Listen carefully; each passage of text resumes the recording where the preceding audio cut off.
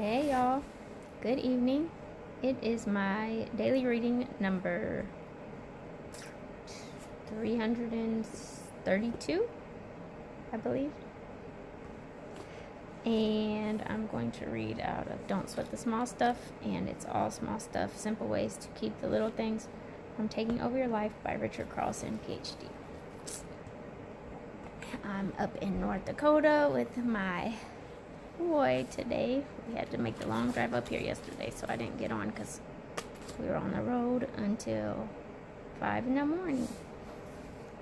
And I'm going to bed and getting back on the road to go home early tomorrow. So this is number 76. Says, get comfortable not knowing.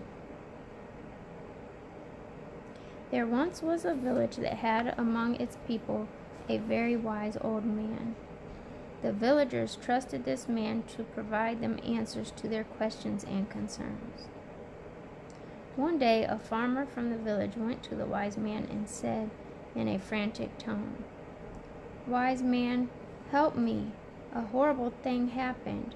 My ox has died, and I have no animal to help me plow my field. Isn't this the worst thing that could have possibly happened?" The wise old man replied, "Maybe so, maybe not." This is one of my favorite stories in this book. This is one of my all-time. This helps me immeasurably when it comes to thinking the worst of things. So, let's get back to the little old man. Alright, here we go. The man hurried back to the village and reported to his neighbors that the wise man had gone mad. Surely this was the worst thing that could have happened. Why couldn't he see this? The very next day, however, a strong young horse was seen near the man's farm. Because the man had no ox to rely on, he had the idea to catch the horse to replace his ox. And he did. How joyful the farmer was. Plowing the field had never been easier. He went back to the wise man to apologize. "You were right, wise man. Losing my ox wasn't the worst thing that could have happened. It was a blessing in disguise. I never would have captured my new horse had that not happened. You must agree that this is the best thing that could have happened." The wise man replied once again, "Maybe so, maybe not." Not again, thought the farmer. Surely the wise man had gone mad now. But once again, the farmer did not know what was to happen. A few days later, the farmer's son was riding the horse and was thrown off. He broke his leg and would not be able to help with the crop. "Oh no," thought the man. Now we will starve to death." Once again, the farmer went to the wise man. This time he said, "How did you know that capturing my horse was not a good thing?" "You were right again. My son is injured and won't be able to help with the crop. This time I'm sure that this is the worst thing that could have possibly happened. You must agree this time." But just as he had done before, the wise man calmly looked at the farmer in a compassionate tone, replied once again,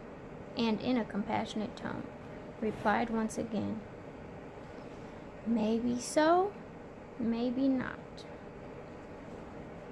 Enraged that the wise man could be so ignorant, the farmer stormed back to the village. The next day, troops arrived to take every able-bodied man to the war that had just broken out. The farmer's son was the only young man in the village who didn't have to go. He would live while the others would surely die. The moral of this story provides a powerful lesson. The truth is, we don't know what's going to happen. We just think we do. Often we make a big deal out of something. We blow up scenarios in our minds about all the terrible things that are going to happen. Most of the time, we are wrong. If we keep our cool and stay open to possibilities, we can be reasonably certain that, eventually, all will be well. Remember, maybe so, maybe not. I just don't have anything to add to that. That story to me is so profound but simple, and it helps me immensely when I remember that story when found in trying times. So, go back and rewatch this video, listen to it over and over again until it sticks, because that is one of the most powerful lessons I feel that is contained in this little book. So, I'm sending out love, light, and healing energy. Ask that you pay it forward and pass it on. I'm heading to sleep now. Preparation for my long drive tomorrow. So, peace. Later.